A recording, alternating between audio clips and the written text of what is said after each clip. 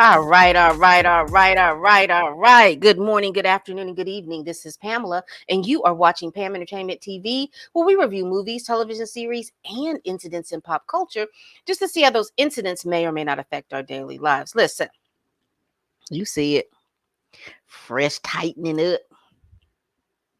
We was looking a little rough for a minute. Uh-oh. So, hair is fine. No makeup today. Allergies are in full effect. All right. Thank you all so much for watching my channel. We are about to review Bel Air, Season 2, Episode 3, entitled Compromised. Compromised. And oh, how so many people are compromised. You hear me? All right. Let me get all this stuff closed up so I can see. Please support the channel. Hit the like button if you like what you see. Also, if you want to see more videos that I do and have done, please hit that subscribe button and hit the notification bell so you can be notified of all the videos that I do. People, let's get into this. This episode is entitled Compromise. And baby, there's some folks around here that have been compromised. You hear me? You hear me? So, we don't, like I say all the time, we don't go into order. We talk about each person. So let me get some of the little short stuff out the way, and then we can get to the big climactic thing. Let's talk about old Jeffrey and Uncle Phil. Uh, in terms of being compromised, I'm a little worried. Because we see Jeffrey, and he is in Uncle Phil's office. And he's going through his computer, going through the passwords. Because you remember, he knew Uncle Phil so tough that he would know his passwords and everything like that. Well, Uncle Phil has changed all of that. But it's funny how Jeffrey is in Uncle Phil's office, and he almost gets caught.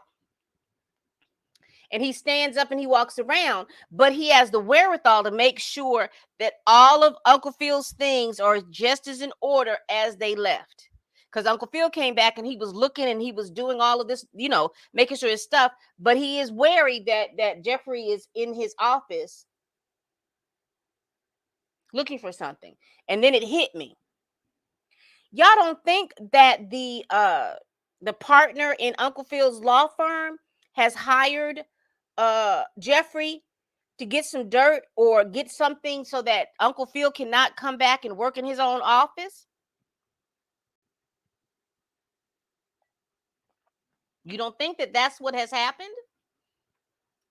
Because it's very strange that he's going through Uncle Phil's stuff. What is he looking for? Uncle Phil was his lawyer in regards to his son. So any information he would have had on his son, I'm quite sure Jeffrey would have had that. But again, this is compelling. Why is Uncle Phil now compromised? All right. Let's get to the kids. We see Hillary still bumping heads with Ivy. Hillary has come up and made this deal with this kind of spiked lemonade or this spiked drink company. And it's a good advertisement. It is a good sponsorship for the house, because you get sponsors, they'll pay for the things that need to be paid for in the house, i.e. the light bills. So it's a good deal. But Ivy is pushing her drink, and she wants that drink to be pushed above anything else in the house. And her and Hillary are coming to terms. But what I could not understand, and maybe this is just it. So Ivy must have paid for everything in the house, because as I recalled from the last episode, I could have sworn that her and Hillary had put in 50%. And maybe that's not the truth. Maybe that wasn't the maybe that wasn't the truth. Maybe she didn't put in 50%. Because I thought she did. So basically Hillary is Ivy's employee. So y'all let me know, because I was a little confused with that, because I thought that they had 50% say. It sounds like Ivy has all the say and Hillary is her employee. If that was the deal that Hillary came up with, then Hillary, I don't know what you're doing. because you would have done better having your father um lease out a house for a year and you have your own home.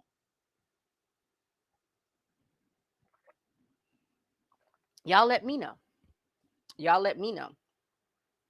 Because I couldn't understand that. But anyway, she was trying to talk to Ivy about the deal. Ivy has been like, trying to avoid her because Ivy wants all of the accolades, but she don't want the responsibilities of the job. She wants to be the face. She wants to be all those things, but she doesn't want the responsibilities of doing certain things. And if those responsibilities clash with what her goals, it's over with. Now she's the boss, and she's paying the cost to be the boss. So I'm upset with Hillary because I thought that the deal was different. But then again, if I'm wrong, let me know down here in the comments. So she goes back and forth and she goes back and forth, and basically Ivy tells her, no, I don't want that deal. Now Hillary's gonna be compromised because Hillary was like, you know what? I'm gonna make this decision on my own because you told me that I'm over the house, and this is something that's going to help the house. So I'm going to do it.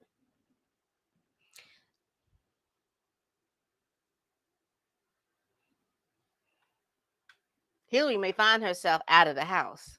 Again, the deal she made with Ivy, I am not privy to. I can't remember what it was, but if it was just that Ivy was going to buy the house and then Hillary was going to run it, baby, Hillary, you gone because you are an employee. You don't make all the decisions you think you make. You're an employee. Excuse me. Now, let's get to the old juicy part. Let's get to the BSU of Bel Air Academy and their designs and desires to walk out. Y'all, hold on. Oh, Lord. I'm sitting here like, why is it so dark all of a sudden? I tell you, if it ain't one technical difficulty, it's another. Let's see. See, I knew it was something. I'm over here all light and dark. I mean, dark. I couldn't see. Sorry about that. I didn't have my light on. Well, not my anyway. Anyway, I'm sorry. Technical difficulties, my bad. So let's get back to this BSU.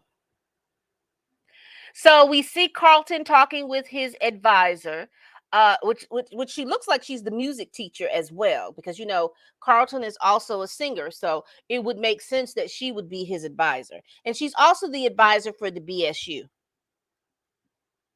the faculty advisor for the BSU. Now she doesn't want them to protest. She doesn't want them to do anything. We find out it's because she's up for a position. And with her being on the BSU, the students doing that little pesky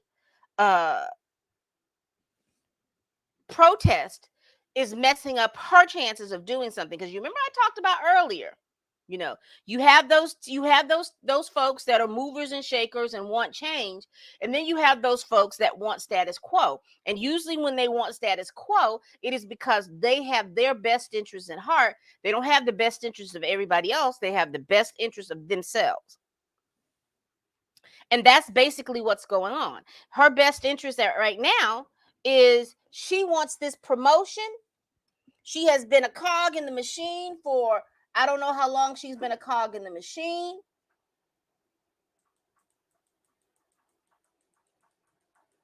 She has been a cog in the machine for so long, and she has incrementally worked her way up to a certain position, and she wants this other position. And I'll just tell you, I can't be mad at her. I can't be mad at her. But we have to be wary that there are those of us that exist like that. That's a true thing. And then you have people like Ms. Hughes that want to educate, that want to stir the students' thinking. And then she's butting up against a system that's like, we all good with y'all congregating together, as in the BSU. But when it comes to policies and things like that, that may in turn affect our children and have our children thinking a different way, or thinking or having the ability to think for themselves, or I don't want to say think for themselves, have the ability to think beyond the teachings that we teach, that's a problem.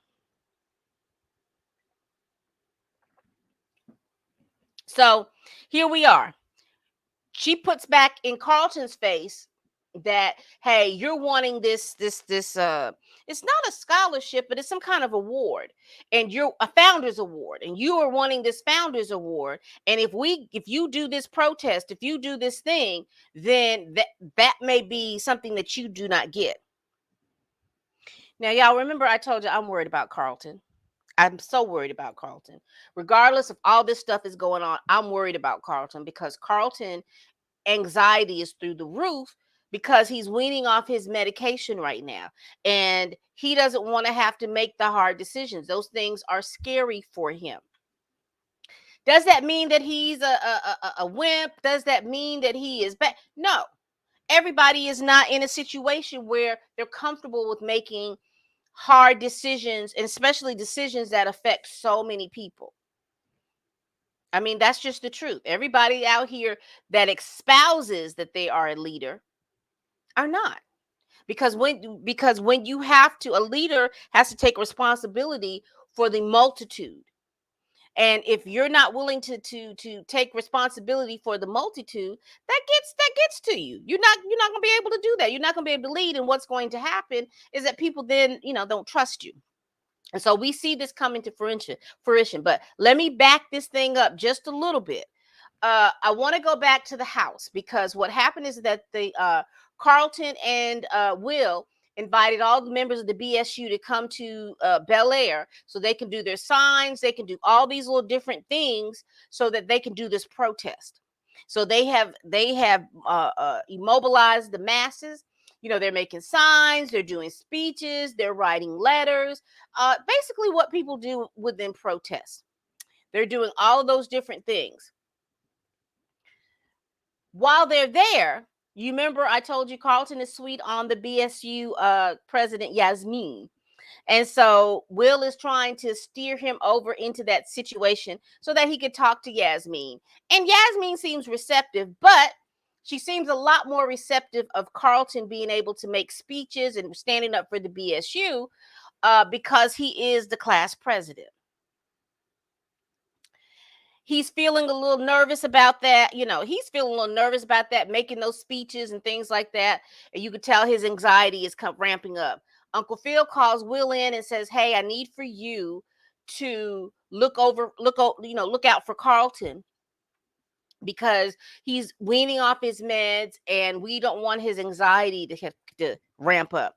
Will tells him yes, but what pissed me off about Will is, you see this young man is having issues, but because I'm from West Philly, and we do it like this, and we look out for this, your need, that big need to do this community thing, you're overlooking your family. You're overlooking that he's having some issues at this point.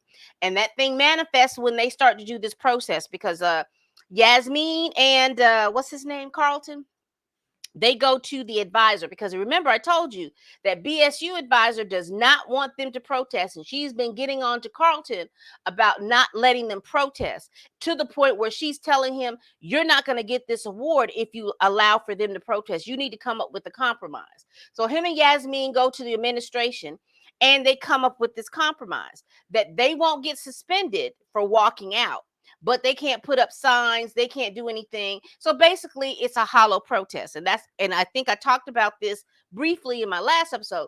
Protesting worked in the 60s because of the fact that the status quo was able to keep things under wrap for so long, that when the news media got hold of all of these people protesting, and then when they started hearing what they were protesting about, everybody was like, wait a minute, what? These people can't vote? Why? Because they black? What's going on? They have a right to vote. Why are you stopping them from voting? That's why those protests, because they shined a light on what was going on.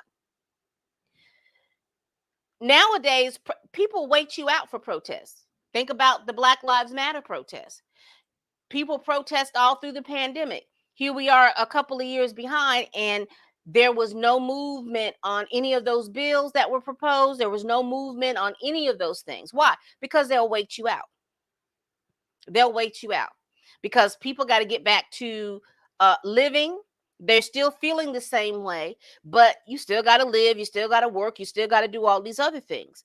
And now you have, we'll talk about this in a pop culture chat, but you have all these other things that are going on too, where you don't have the ability, uh, where you have to balance whether or not you're going to do this or you're feeding your family or whatever. But we'll talk about that at another thing. So she's this advisor has believed that she has come to a great compromise because that way the kids can protest. They can feel like, because what did she say? They're cosplaying activists. So they can cosplay being activists. She can get her seat on the board, which I'm telling you right now, she ain't gonna get it. I don't think she was never in the running like she thought she was. If you quiet as it's kept, as loud as I'm about to say it, I bet you they're gonna give it to that woman that fired Miss Hughes, the teacher with all of this started in the first place. I bet they're gonna give it to her. Anyway, I'm rambling. Sorry about that. So we're at the protest, and what happened was is that Carlton and the student body thing said, well, we agreed to that compromise, but they said that once they walk out, since they weren't going to be suspended, right, that they can put up a sign, or they can do it on social media or whatever they were planning on doing.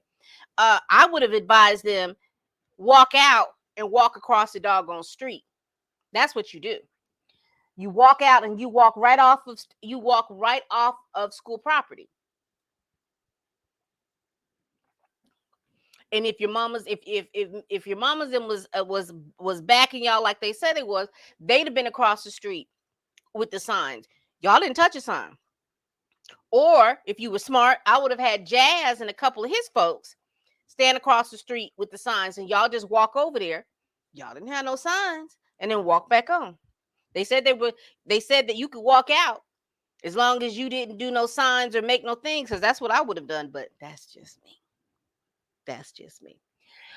Well, their efforts were thwarted because the staff brought out security, as they always do with black folks, and they took their signs. They were pretty much bullying them in regards to their protest. Every time you turned around, there was somebody there. So they weren't really making a big protest. It was just hey, y'all can walk out, y'all can be upset, but we still gonna do what we gonna do. I hate that I'm rambling, y'all. It's this coffee. So let's just say, because this is going to really be the end of this, all that was left is that Will took the sign, he ran upstairs, and then he dropped down this banner that said Black Teachers Matter. And so that is basically the end of the episode. What did y'all think about that episode? So Will is now compromised. Will is compromised because he is a student athlete. And I did forget the fact that he was talking to his friend on the basketball team. He was like, if you're supposed to be with me, but you're acting like you're against me. And the friend's like, well, we got to worry about the betterment of the team. It's all of a sudden the team. But every time it's the team, they want to push the ball to this, what's his name, Kyle. So it's not about the betterment of you. They know you're a good basketball player. They don't really care about that. They're trying to get Kyle into a situation where he possibly can get a scholarship for playing basketball at St. Judas Mary's of what you call it thing or whatever. Anyway, we're gonna see. So we got Hillary compromised because she's made a deal without Ivy. We're gonna see whether or not that she is going to be able to have her job. We have Carlton compromised because he has made decisions and things have been made and he couldn't follow through with it. So now his credibility in the BSU is going to be questioned. We have Will compromised because he's put up that sign, which may get him suspended. We have Uncle Phil being compromised because we don't know what Jeffrey is looking for in his office. And that's pretty much it. That's my compromise. That's what it looks like to me as far as the title, who and what has been compromised. We're going to see what's going to happen on this next episode. So y'all tell me how y'all felt about this episode. It was okay. The biggest thing for me that stood out was, why was Jeffrey in Uncle Phil's office looking for some stuff when you just got into their good graces? So what are you doing? Also, I'm really, really worried about Carlton, and I don't think I won't. I continue to say this until I can't. There is going to be some issues with Carlton up until the end, but y'all let me know. Drinking this coffee, child, I done rambled. But anyway, I really do appreciate y'all watching my videos. Let me know down in the comments, how do you think the Banks family have been compromised? Y'all let me know down here in the comments. Please like and subscribe to this channel. And as always, people, bye-bye.